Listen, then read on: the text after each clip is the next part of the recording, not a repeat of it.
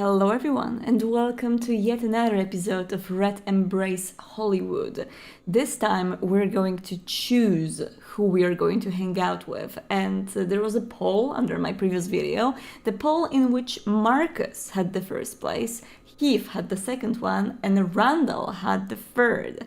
And now it will be only natural for me to listen to you guys and go pick Markus, but I did spoil myself a bit of the game by reading the comments under my previous video, and I got a lot of the very useful advice from people telling me that Markus has some special endings or ending which are only unlockable after we go with Heath and Randall first. So you know what I'm thinking? I'm not going to do a singular playthrough of this game. We're going to explore all three paths, and we are going to start with the second pick that you guys had, which is Heath, and then we're going to go for Randall and Markus. We're going to leave as a little cherry on the top at the very end. Let me know what you guys think about this little decision. It is actually very easy for me to edit these videos and to record them. It's just a pure pleasure. So I would love to explore this game more thoroughly for you. But now, without further ado, let's go and jump into the game and let's see what the Heath path will bring us. Let's go. With that, I made up my mind. Tomorrow, I'd go and see Heath. Heath seemed incredibly compassionate, and unless it was a very convincing act, which is probable, and a lot of you guys in the comments are saying that it is indeed what it seems to be, he was also quite attached to me. Still, I knew he must have had struggles of his own. I could see something always lingering behind his eyes. With our shared Iskari blood, we might understand each other even better. And if I partnered myself with him, I'd always have a reminder of humanity close by. Then it was settled. Tomorrow I'd take a break from running Charizes errands and go find Heath instead. That thought was only a small pillar in the whirlwind I'd been thrown into, but I clung to it as tightly as I could.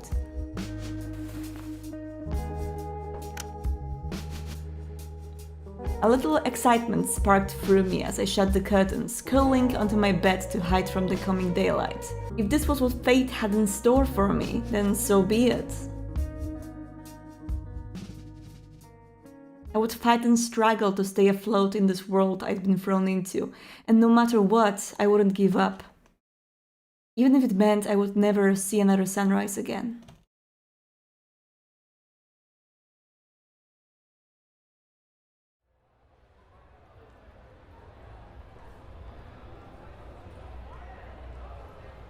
The faded wooden sign in front of me looked like a relic from Hollywood's golden age. Saturnalia, it read in swirly letters. It seems this was the place. I'd left the hotel not long ago, where the desk clerk helpfully gave me directions to Heath's bar. Apparently it was a popular neutral ground for LA's vampires, even the ones who didn't live close to Hollywood. I wasn't really sure what to expect from the place, or if I'd be welcomed as a new vampire, but since Heath ran it, I'd hopefully be safe. The bar I stepped into was dim, slightly cramped, and flecked with low conversations. Something about it felt faded, like the sign outside.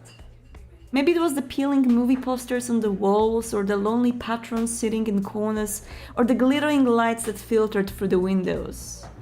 Somehow, it brought me back to a time I couldn't even remember. Pardon, how do you do?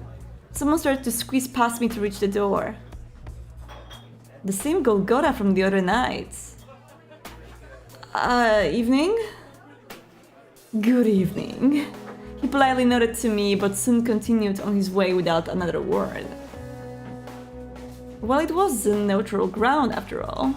It probably wasn't all that strange to see members of all three houses hanging around. His timing had been remarkably coincidental, though. As much as I'd love to have you for a door greeter, I think I'd rather talk to you myself. I turned to see Heath sauntering towards me, wearing his usual gentle smile. A lit cigarette dimly glowed between his fingers, which he brought to his lips as he approached my side. Well, aren't you a sight for sore eyes? Did you miss me as much as I missed you, I wonder? He couldn't seem to bite back a grin, averting his eyes almost shyly. I think it's a bit of an act what he does in here, and the whole demeanor that he has towards us since the very beginning. He got way too attached way too quickly, but that might be just me being naturally suspicious against the vampires, knowing that the love in the vampire world is really rare, but we'll see. I hope you like the bar. You'll see a lot of new faces here. On most nights, it's neutral ground like the club, a little less noisy maybe. I try my best to keep Saturnalia a place for all of us, even now, with the war getting so bitter. It's not a lot, but I feel like it's the only thing I can do to give us a better chance at peace. Maybe a drink will help them put their differences aside, even if it's just for a little while. Gently trailing off into silence, Heath took a drag of his cigarette, exhaling a thin stream of smoke. His gaze lingered on the floor for a long few moments, before shifting back to my face, full of a lively sparkle. He sparkles! But enough about that. I know you came here for a reason. You decided to choose me as your mentor, didn't you? To be honest, I think I'm mostly just curious about you. Let's go. All full freaking romance path if we can. He blinked, inhaling softly. But it didn't take long for a warm, almost shy smile to curl over his lips, and he self-consciously stroked a hand down his scarf. At this rate, you're going to make my heart beat again. But I can't be so selfish. You're still new to this world, and before you and I get to know each other better, I want to help you find the path for yourself. He rubbed his shoulder as he spoke, pausing to bring his cigarette back to his lips. It looked like he was hesitating over something, but I couldn't quite tell what it was. Listen, why don't I get you a drink? It probably sounds like a strange thing for our kind to do, but it makes it a little easier to forget what we are. You mean alcohol? Not quite. Come over here and I show you. Okay. Motioning for me to follow, he led the way past the quiet rows of booths and tables. I caught a few wary glances thrown towards me, curious faces peering into mine as I walked by. Were those looks because I was a new vampire or because I was working for HAIRED? After Heath pulled out a seat for me, he glided around to the opposite side of the bar. It feels like I've been running Saturnalia for so long, even though it's only been a few years. I owe HAIRED so much for giving me the chance to earn a little humanity back.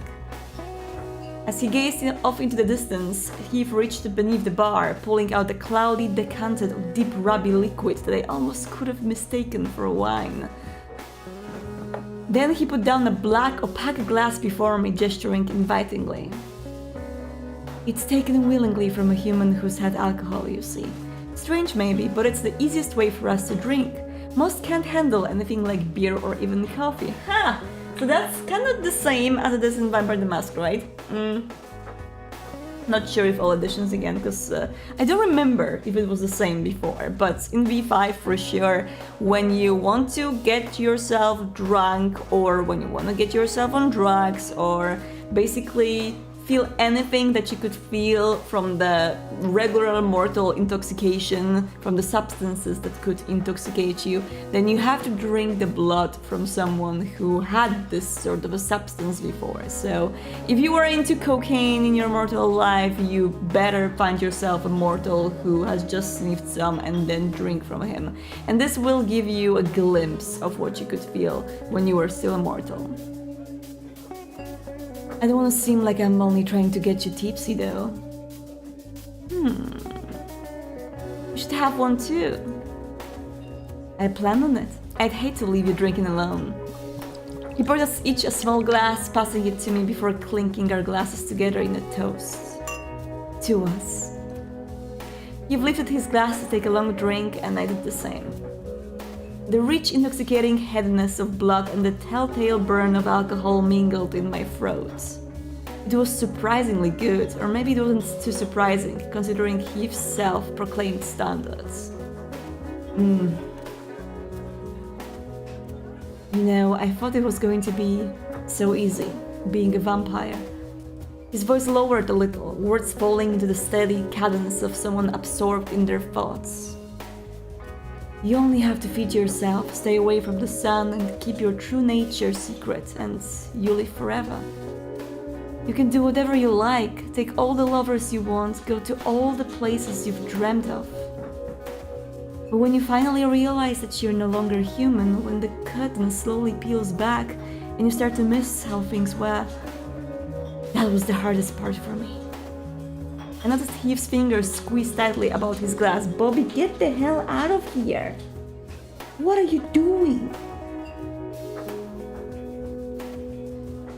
I noticed Heath's fingers squeezed tightly about his glass. His knuckles might have turned deathly white if they hadn't already nearly been that color. But the next moment, he bit his lip, letting out a soft laugh. Listen to me, already saying all these depressing things. You're not getting bored, are you? You really think I could get bored talking to you? That's so sweet of you to say. It will break my heart if you didn't mean it, so I really hope you do. He fiddled a little with his glass, tracing a fingertip along the rim.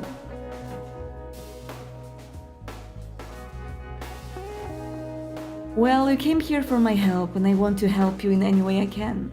But I'd like to know a little more about you first, so I don't put wrong ideas into your head or waste your time. After setting his forgotten cigarette in the ashtray, Heath leaned forward a few inches, gazing intently into my eyes. Maybe the most important question is, why did you come to Hollywood in the first place?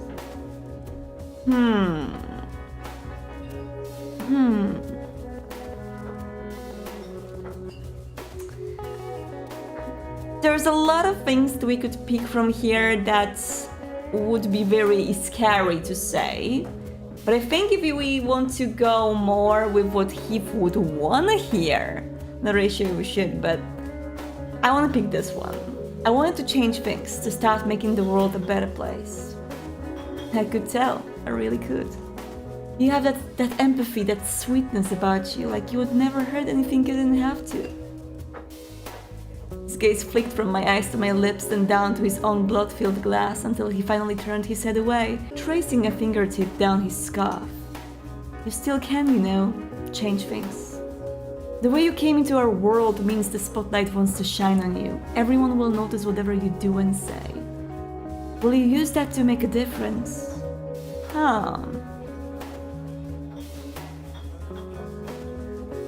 I want to bring the houses to a compromise. Let's be bold about this. Rather than replying, Heath just gazed at me admiringly, a dreamy smile drifting over his lips. I think I hit a soft spot. I'd like to ask you another question if you don't mind. About our house and the conflict.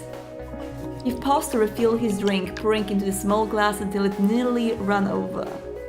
He reached out to top off my drink too before putting the decanter back under the counter. You're scary, just like me, and it makes you seem even more wonderful, as if fate really did bring us together. But I'm also afraid for you, Vince. I'm afraid that the Mava or Golgotha might reject you, even though you're still new and free from all our grudges and vendettas, just because of the house you're in. If they do reject you, what will you do? I'll find a way to win them over, don't worry. I might doubt that if it came from a different Iscari, but I have a feeling that you can win over anyone you want to. You better be careful, or else the whole city might fall into your lap. I think he's playing, he knows that I am naive and I'm young and I want to change the world, but he's old enough to know that's not really possible, so we'll see where this leads us. He snickered playfully, but his expression never quite lost its seriousness. Before long, his teasing grin fell into a hesitant smile, then the mirror faded altogether. Vince, I'm not a very good liar, aren't you? An actor maybe, but not a liar, so I'll just tell you what my motive in this war is rather than trying to hide it. As he spoke, he looked slightly embarrassed, though no less determined to say what he wanted to say. Somehow I wanted the three leaders to bring their houses back together. If we could only get rid of this fear and hatred dividing us, then maybe we can make Hollywood at night feel like home again. I'm going to try my best to make that happen. Really? Will you really try? He gazed rapturously at me, a look that I might have called breathless if he had needed to breathe. It didn't last for long, since he soon cleared his throat and glanced downward. A human might have blushed, but his eyes were still lit up with the light. Either he's a good liar, or he's a very, very naive little Iscari. I mean, still believing that he can change the darkness of the sad world that we dived into. I wonder which one is true. Then pulling away from the counter, Heath slipped out from behind the bar, coming around to my side. With the barrier no longer between us, the atmosphere suddenly felt much more personal, more vulnerable and open. I want to help you, Vince, as much as I can. Support, guidance, even just being here to tell you how important you are. Anything you need from me is yours. As he leaned down beside me, he dropped his voice to a quiet, serious murmur, frowning in an almost naively earnest way. I'm already so deep in the society, in the war, in all the problems that come with those things. I wish I could protect you from them, but I know you'll be pulled into. Would you rather I pull you out? I think it's too late for that. This is where I'm meant to be. I can't run away and leave it all behind. No, I have to see things through to the very end. As his words drifted into silence, he lowered his head. The pause that stretched out between us began to feel a little awkward, like there was something unspoken hanging in the air. Heath, the date has been switched to... Oh, Vince. At that moment, an authoritative voice sharply addressed us from behind. There stood Cherise, along with some kind of an agent, attending her side. When she saw us together, the initial surprise on her face quickly shifted to a certain satisfaction. Cherise. I intended to speak with Heath about the brief matter, but how remarkably convenient that you're here as well, Vince. With a slightly too pleased smirk, Cherise adjusted her glasses, peering at me approvingly. Now that I consider it, you are a fine candidate to assist in the task we were about to discuss. The prospect of whatever Cherise was referring to made Heath perk up, his eyes darting between the two of us. I'd be happy to. What did you have in mind? It's quite simple and straightforward, even leisurely, really. You will accompany Heath to a party at the abattoir. It's nothing tremendous, merely a small gathering of influential humans enjoying their regular debauchery. A diplomatic agent of mine recently abandoned her post, not to join the enemy, but to live out a delusional fairy tale. She's trying to believe that she's still human. When Heath quietly interjected, Cherise gave him a sharp glance, followed by a nod. Normally, I wouldn't waste my time on retrieving her, except for the fact that she is endangering our secrecy. She disguises herself as a human and engages in these parties, but if she makes one slip up around them, the ensuing mess will be a ridiculous hassle, and celebrities who know too much can simply be disposed of. That's something that actually is a part of a V5 lore very much with the Finnbloods nowadays. There are some Finnbloods which still can walk under the sun, some cannot, but still there's a group within them, both the Sunwalkers, the Daywalkers and the Nightwalkers, that wants to keep their regular lives intact. They still live with their families, they keep their jobs, if they have to they change their shifts to night ones, and they try their best to pretend like nothing ever happened, sometimes even trying to prolong their hunger, not feed, and just pretend to themselves that they are not vampires, and that very often ends up with bloodshed, with the frenzy taken over, with the beast making them kill people. And of course, people like that are a very big breach of the masquerade and something that endangers the position of vampires in the society. So Camarilla in Vampire the Masquerade world tries to actively hunt these people and kill them. So figure out her disguise and report that information to me. My agents will intercept her later. That shouldn't be a problem, especially with Heath's help. Wink wink. Of course, you can trust the two of us to uncover her. I should hope that two vampires can accomplish such a simple objective, although there might be a minor complication. While it is no Herculean task to pick out a vampire from a group of mortals, Iscari are rather skilled at camouflaging themselves. You'll have to pay particular attention to the body language and attitude of the guests. It is a useful skill for a young Iscari like yourself to acquire, and this will be the perfect opportunity. Heath can also instruct you on a unique ability that our house members usually develop. In the future, it may service you well. Discipline. Thank you for letting me bring him along, Charisse. Yes, well, it's always a pleasant surprise when the most practical decisions turn out to be enjoyable, isn't it? She briskly replied to Heath while adjusting her glasses, glancing at him for only a moment. The party's date has been changed to the day after tomorrow, so there is plenty of time for you to find the whereabouts of my other agent beforehand, Vince. I'll be expecting your report soon. Good evening, the two of you. After gesturing to the attentive man beside her, Charisse nodded once to me, then to Heath before striding towards the exit. Quiet murmurs spread throughout the bar after she left. Suddenly, it felt like most of the patrons were staring at me, scrutinizing me.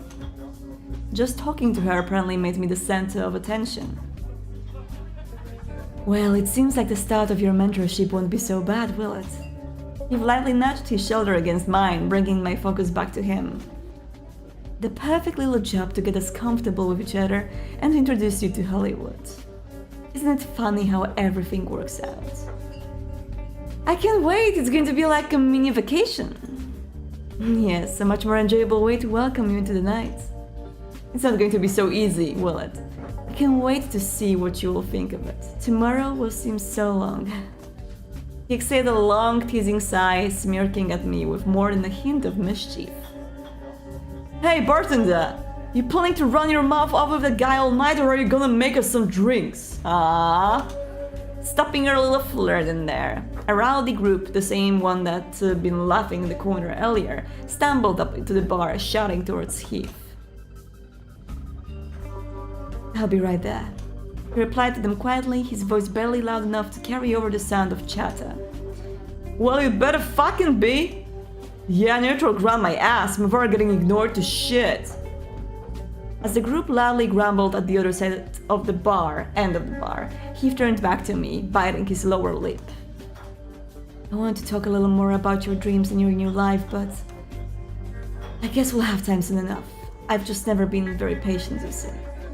He hesitated for a second or two, his gaze falling to my feet, then drifting back to my face. I'll meet you at the club the day after tomorrow, around 11:30. And then we'll make you ready for the real nightlife of Hollywood.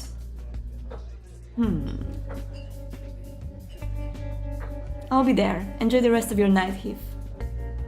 It will be hard once you're gone, but I'll do my best. Leaving my seat at the bar, I stepped towards the door, getting ready to walk back into the cool night. Out of the corner of my eye, I could see the Mavar group watching me go, their gazes locked to my back. Oh, and Vince. When I glanced over my shoulder, he flashed me a playful wink. Bring a swimsuit. Oh my goodness, it's a pool party! Okay, that's great, that's fine. We're going to see Heath in a swimsuit, guys. Just calm your titties. It's going to be fine. Whew. I got warm already. After his comment, he smoothly turned away, busying himself making drinks. I left the bar with the last curious remark echoing in my ears. Clearly, Heath was no stranger to the type of party we were going to attend. No stranger to mingling with people in swimsuits, hey? Okay. Charisse probably sent him on these missions regularly. swimsuit mission, you're going. And Markus is in the background, just like, but I want to go too. Markus just prepared all these like very fancy swimsuits from his sex shop, all with the like some weird patterns and all, and he's just waiting for his turn. Whatever lay in store for me at the club, I had the feeling it would be interesting, to say the least.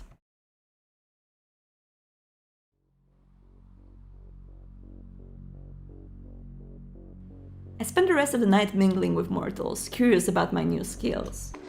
Immediately, I noticed that people treated me in a different way. No matter what I said, it seemed much easier to persuade them, like my words had a magical effect. And sometimes when I made eye contact with a nearby human, they started to look almost mesmerized. Was that part of my power? Am I owning a presence power like a tornado should? But as I toyed with my persuasive talents, I noticed something unsettling. Every time I tried to charm someone, I lost all sense of self for a split second. It was like I only existed through their eyes, in their world, and my heart felt like an empty, hollow shell. I have to be careful with my abilities because if I string them too hard, a disturbing feeling might stick in my mind permanently. That's an interesting thing. I mean, that's not really how it is in Vampire the Masquerade, because when you use your disciplines, of course, you do use your blood, sometimes, of course, if they require a rose check, and if you fail it. And I'm thinking that, of course, when you are using your abilities too much, you are draining too much blood from yourself, you are constantly on this verge of hunger, then the beast is able to take over more easily. But to actually see it the other way, like every single time you use one of your disciplines, you lose a little part of yourself, a little tiny part of humanity. You start to see yourself in a totally different light. You become someone else in the duration of the discipline that you use. That's a very interesting glimpse on, or take on, the way that vampires use their abilities, and I like it. It's pretty cool. Finally, as I began heading back to the hotel, a fresh hunger stirred in my gut. Sunrise was still an hour off, so I could feed from a human if I wanted to. I think we're going to drink a blood pack this time. I shook my head. I wasn't really ready to drink from another living thing. I just drink a leftover blood pack from my fridge. It didn't satisfy me nearly as much as warm blood, but it would have to do. Yeah, it's fine. By the time I returned to my hotel room, settling in for the night, everything was beginning to feel more natural. It was still bizarre to think I'd been turned into a blood-sucking pretty corpse, but I realized something important. I could use my house to better understand myself. My powers were a reflection of how I was in life, or how I wanted to be. The mysterious vampire who sired me must have brought me to his house because we were similar somehow. By learning how other Iskari acted, how they used their powers, I'd also try to learn more about myself, my true nature. I mean, usually it would work like that, but to know that our sire, I don't think he actually observed us much before. We were basically turned kind of immediately in the bar after a brief meeting. I'm not really sure if the sire had enough information to tell for sure that the child is someone who would fit the house. Usually I would say it is backed up with some more investigation on the sire's part, but okay.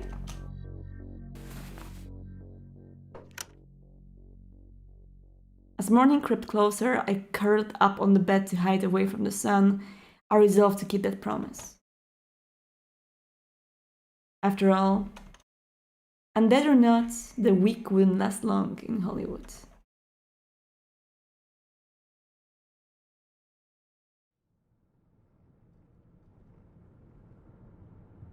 Night sky flickered past outside my car window, its stars almost invisible through all the light pollution. I was on my way to South Los Angeles courtesy of Charisse's driver. I never said a word, which was slightly unnerving, but the circumstances didn't really lend themselves to small talk. Only a few days ago, Markus and I had taken the same sedan to the Hollywood Heights Hotel, and now here I was riding it again, rolled out like a bowling ball from Charisse's fingertips. Unlike my previous mission, I hadn't been given a lot to go on.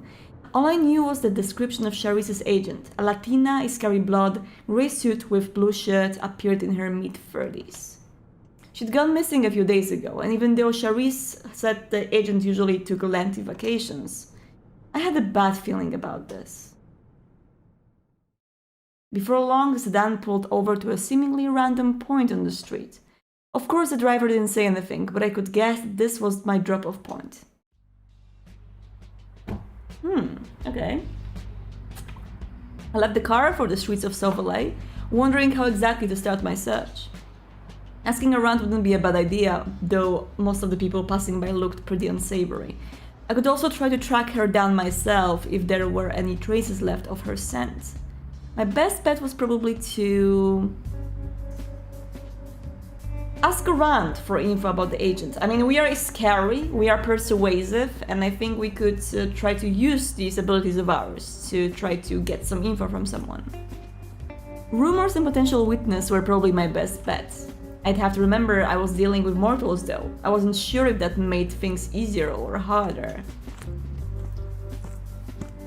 I wandered around for a little while, talking to a few people who seemed like they hung out on the street. Prostitutes, pimps, dealers, the homeless. But most of them weren't willing to talk, and the ones that did talk hadn't seen the agent. Just as I was starting to get frustrated by my string of failures, someone on the street caught my eye. A middle-aged man leaning on the wall outside of a storefront, his eyes intently flicking over the people passing by. He looked like the type of a guy who probably drove a white van with tinted windows and carried chloroform in his back pocket, but with that keen stare, he might have seen something. Free candy! Without pausing to reconsider my questionable decision, I quickly approached him. Well, hello there, honey. The man's eyes roamed over my face, crawling down my body. Judging from his eager, predatory smile, I probably wasn't dealing with some pleasant gentleman out for a smoke. Hello, you look a little lonely over here all by yourself? Oh, I'm very lonely. You must be too. The man chuckled, raising his eyebrows. If we're both lonely, maybe we should get to know each other a little better. Much, much better. Before we do, have you seen my friends? A Latina in her mid-30s, grey suit, blue shirts. Maybe, maybe not. He shrugged, a slippery grin stretching over his face. I'll only spill the beans once we're somewhere nice and cozy and private. Why don't you look me into my eyes and tell me a little more right now? At first the man only chuckled, leaning in close enough for me to smell the bitterness of his breath. But slowly, bit by bit, his greedily glimmering eyes grew vacant. He stared at me transfixed, jaw open and drooling. It was like his mind had just turned to putty in my hands. Pretty girl like that passed by a couple nights ago. He spoke in a slurred, halting murmur, as if the words were slowly leaking from his mind. I followed her into dead-end alley over there, but she disappeared.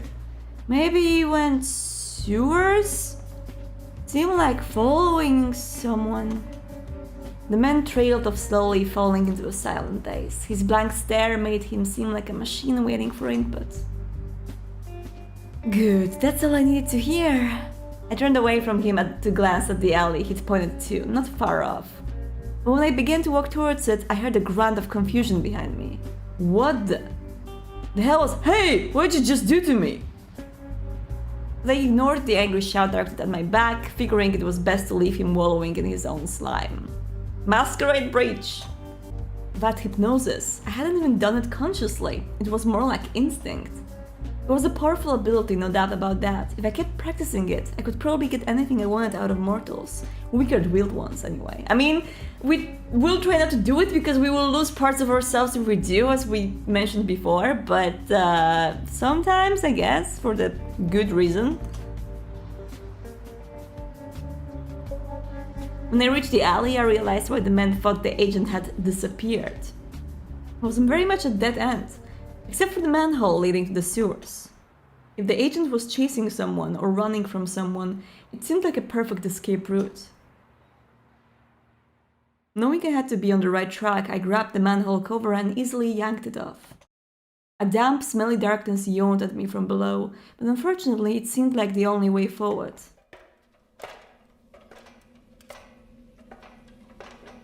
After clambering down the ladder, I stepped off the bottom rung into murky, shallow water. A few rats darted away squeaking in terror, like I'd barged into their private meeting.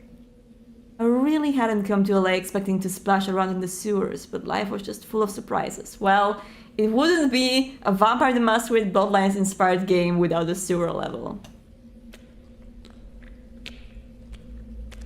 I cautiously made my way forward, trying to spot any sign of the agent. The stench of sewage was almost unbearable. It was bad enough as a human, but as a vampire it felt like I was snorting a line of garbage. Ironically, just a few hours ago, I'd been longing in my extravagant hotel suit.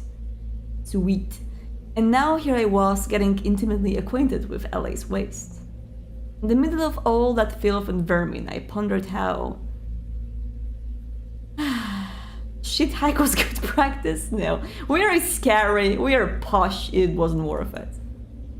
I could take the metaphorical shit flinging, but this was just a step too far.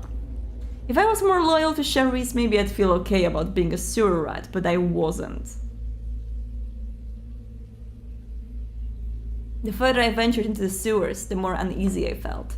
My sharpened instincts jumped at every noise, every strange flicker of light, and yet nothing came out of the darkness. Then over the awful smell of LA's various waste, I suddenly picked up a different scent. Blood. But it was strangely acrid, a warped version of the sweet smell I was used to. I followed the bitter scent down several tunnels, staying on high alert. Closer. It was so close now that anticipation filled my empty gut. I rounded yet another corner and then the smell stopped. It was strongest right here, but I couldn't see anything but water and floating garbage. Did I miss something? Just as I was about to turn around, my gaze fell on a ruined TV lying on a pile of clothes. It looked unnatural, out of place, and the water around it was different color. But as I stared at the TV set, I slowly realized I wasn't looking at someone's discarded trash. The screen was turned out, but instead of exposed wires inside it, I saw a mangled head. That pile wasn't just clothes. Oh my god. It was a body. With a chill creeping up my spine, I slowly stepped closer, studying the corpse. When I recognized its features, my stomach clenched in dread. This was Charisse's agent. At least from what I could tell, her body was completely mutilated. Someone had opened a hole in the bottom of a TV and stacked it over her head. Examine the body more closely, let's do it. She looked like she'd been attacked by a wild animal. Huge chunks of flesh sliced off, bones sticking out, clothing torn into shreds. And more strangely, she was missing her eyes and ears. But judging from the precise cuts there, they'd been removed with almost surgical precision. As my eyes traveled down the massacred body, I spotted something on the ground by its side. It was a small piece of oddly bright stationery, printed with almost mechanically perfect handwriting. It's always the same. It must have been a note from the killer. Charisse would definitely want to see this. I bent down to gingerly grab the paper, folding it up to stick in my pocket. At that moment, I felt something on my shoulder. Oh my god! A cold grasp, squeezing tightly.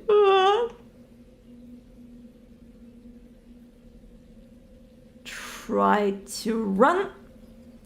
I shifted my weight forward, ready to dash away as fast as I could, but the next instant, the hand on my shoulder yanked me around as if predicting my movements. I staggered backwards, putting some distance between us. Attempting to outrun the unknown is a bold move, brava. There's that Markus, his pale eyes shining brightly. Was that really necessary? Why, of course it was.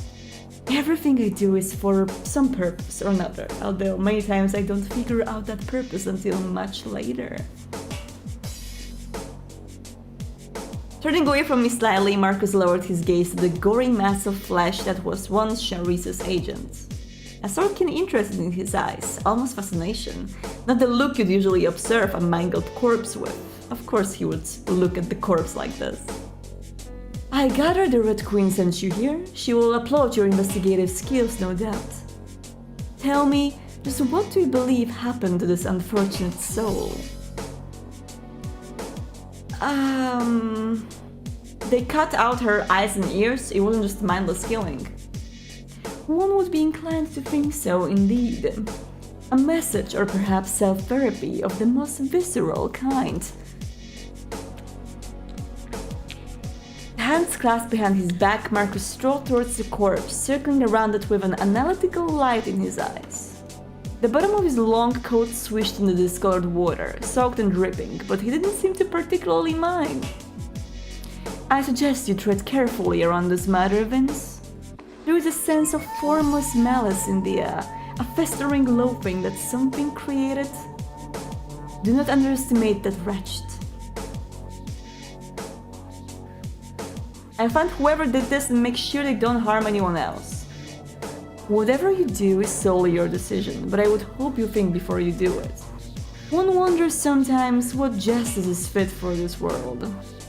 As Markus' calm drawl echoed off the walls, putting me slightly more at ease, my body seemed to suddenly remember the stench around me, making it difficult not to gag. It was the acrid smell of the agent's blood, churning in my gut, even overpowering the scent of rotten flesh.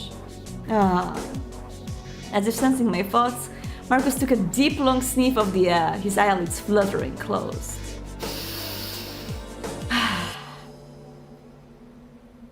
If you're puzzled as to why the smell of her blood is so wretched, beyond the advanced state of decay, of course, it's because of a rather curious phenomenon. He wandered back towards me, observing my face intently. To humankind, vampire blood is wonderful, intoxicating, a drug beyond any other. In fact, it gives them certain temporary powers, usually a very weak form of their donor's own, same as ghouling in Vampire the Masquerade. But to other vampires, another Night Stalker's blood is the most repelling taste on earth. That's different!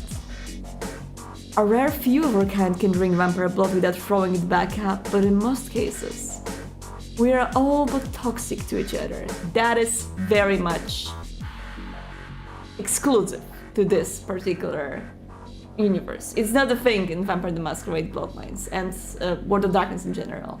In World of Darkness, actually in the V5, there's a special predator type called Blood Leech. I'm actually roleplaying one for quite a while right now, and the leeches, they do drink only from other vampires, for example. You can play a vampire like that who doesn't drink mortal blood, who cannot drink mortal blood. And yeah, I think it's a very interesting take. Oh, I was hoping it would be a special bonding thing. Well, that it is in World of Darkness. That's very clearly a wink to Vampire the Masquerade, where when you drink blood from another vampire, it does create a bond. Bonding? You appear to have a remarkably romanticized ideal of the walking, talking corpses that we are, Vince. I love this little poke at Vampire the Masquerade. What's on the inside is, I'm sorry to say, often quite grotesque. A slightly sadistic chuckle rumbled from his chest, accompanied by a dim flicker of his eyes. Oh well, enough of such morbid trivialities. I should be crawling back to my shop. But before I do, I want to mention something that you may find important. What might that be? Or can we just talk about kittens or something for once? By that, are you implying that kittens are not somehow important? Markus eyed me surlily. He likes kittens! Now, despite what you may think, the number of vampires in Los Angeles is fairly low. Most of us all know each other, or at least each other's names. And that's exactly why word about you will spread faster than herpes in a game of spin the battle. In fact, I have mind to believe it's already spreading. Are you saying that I'm herpes? Everything you do or say will get out somehow, so keep it locked up in your mind somewhere, safe and sound. Well, any publicity is a good publicity, right? Certainly, and to that effect, consider associating more with your fellow stalkers of the night, indeed as often as you can. Not just the vampires who share your beliefs either. A creature is corrupted when they hold in higher esteem those who agree with them rather than those who don't. Make allies or at least observe your enemies, because someone will always find a fantastic excuse to hate you, even if you make Jesus look like he wasn't trying hard enough. You can find our kind everywhere. The slaughtering house, the abattoir, the streets, the bar, the beach, the hotel. He gestured grandly in a half circle with one hand, as if using the surrounding filth to symbolize LA. And you know where my den of depravity is, of course. And to jumpstart my vampire social life feels like high school all over again. So it does. Who will be the prom regent of Los Angeles? I await the finale with bated breath. He exhaled a long, quiet sigh, smiling wistfully from some reason or another, but probably not from sympathy. I want Markus to be my best friend. I want him to be the maid of honor on my wedding with Heath. Just as he turned to leave, Markus paused, throwing a sudden glance back towards me. I'm sure our roads will cross again sooner or later, Vince. No need to take the one less traveled. It makes little difference in the end. He raised 2 fingers to offer me a casual wave, eyes glinting behind his glasses. As Markus disappeared around the corner, his presence rapidly faded, almost as if the darkness had just swallowed him up. For all I knew, maybe it had.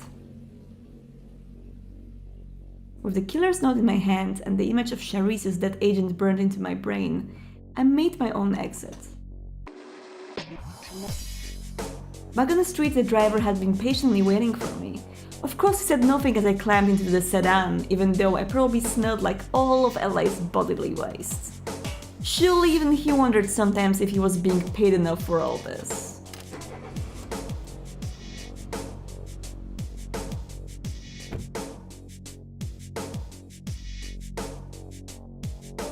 The glimmering of the lobby welcomed my return with warm lamplight, but the second I stepped inside, the desk clerk hastily motioned me over, offering me the telephone and a scribbled phone number.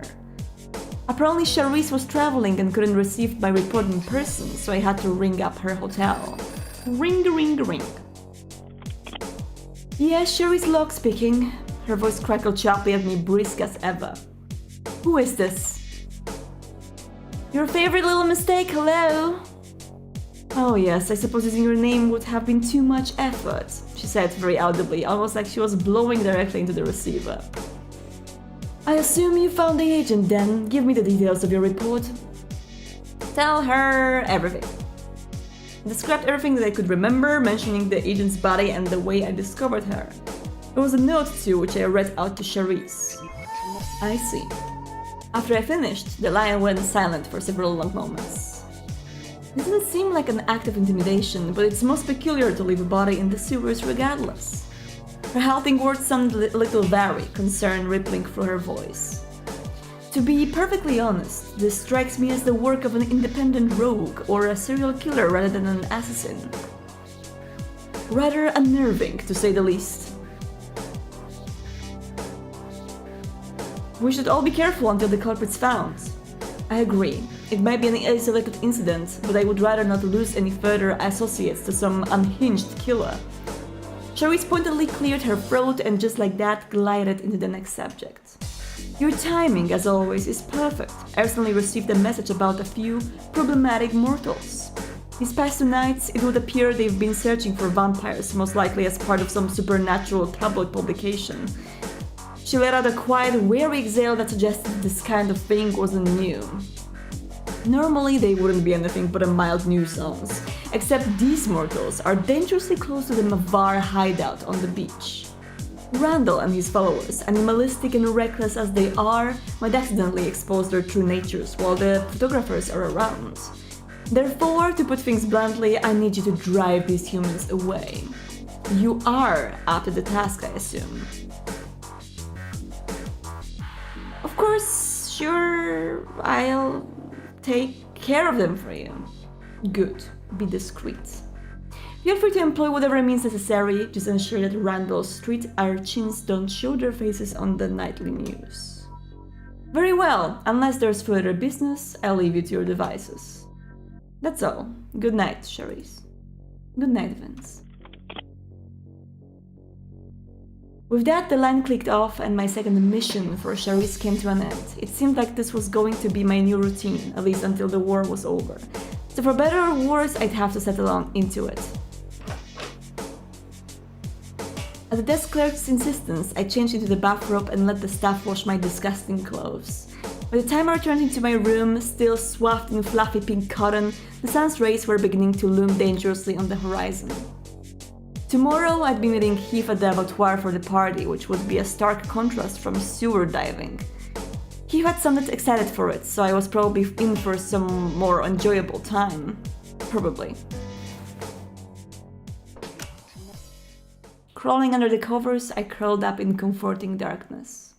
Soon sleep took me away, blocking out the painful sun.